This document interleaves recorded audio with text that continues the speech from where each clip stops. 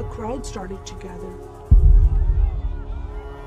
The men were chanting in Arabic, Allahu Akbar, Allahu Akbar. And my father and I, as I was holding his hand, were pushed to the front of this crowd. In the center of this crowd was an Arabic woman, dressed just like this, and she was tied up and she was sitting on a box. Next to her was an Arabic man, and he did a traditional Islamic prayer on the floor. And he got up from the floor, and from his side, he pulled out this very long golden sword, and he beheaded the woman. My legs are shaking, and my heart is going fast. And my father said, if you don't listen to the teachings we're instilling in your life, this will happen to you one day.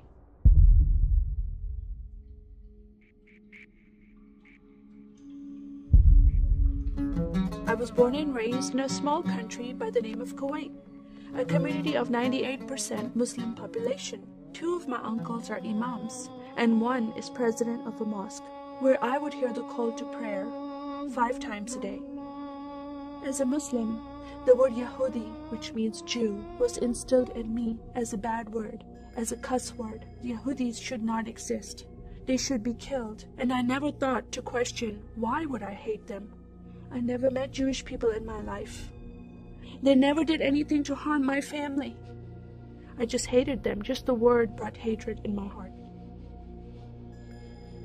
It's very important to learn the Quran and the Hadith and even memorize it in Arabic. I even entered a competition where you recite a long chapter in front of Islamic leaders and teachers.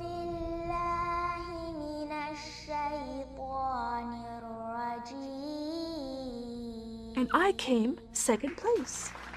I thought I did a good job. But my father said, no, that's not good enough. Most of my life for me, it was alone, by myself, broken person, in need of love from my family, but I never received it from them. I tried to experience this love from Creator God, from Allah. In my prayer times, I lifted up my hands and I cried out to Allah for help. Please have my father stop beating my mother. Please have my father stop beating me. But no help came. God is not a personable God to Muslims. God doesn't say, I love you. Saddam Hussein forces came in the middle of the night and invaded the small country of Kuwait. And then they came to my city and they destroyed property and they looted people's home and they stole possessions and they killed the men and they raped the women. Then we were granted asylum status to stay in the US. My grandmother suddenly got very sick. She had a heart attack and she went to the hospital. And 2 days later, she passed away. I was devastated because I lost my best friend. And this lady approached me and asked me if I was okay. And I said, no, Paula, my grandmother died. And I just started to cry again. At that moment, I was hurting so much, only crying helped. And Paula came to me and put her arms around me and she gave me a hug. And then she asked me a question. Would you like to go to church with me? When I walked into this church, I experienced love from these people and acceptance from these people like I've never before. Fellowshipping together. They were men and women together. They didn't have to be separate. No one was judging each other. And they knew I was Muslim. They were so friendly to me themselves, accepting of me and loving of me. And that was really surprising to me. And for the first time in my life, I heard a message from the Bible. I started reading the message about Yeshua. When he walked into the synagogue, he was given a scroll from Prophet Isaiah, and he opened the scroll and he started reading that scripture. That the Spirit of the Sovereign Lord is upon me, because he has anointed me to preach the gospel to the poor. He has sent me to heal the broken heart and to proclaim liberty to the captive and freedom of sight to those who are bound, to proclaim the year of the Lord's favor.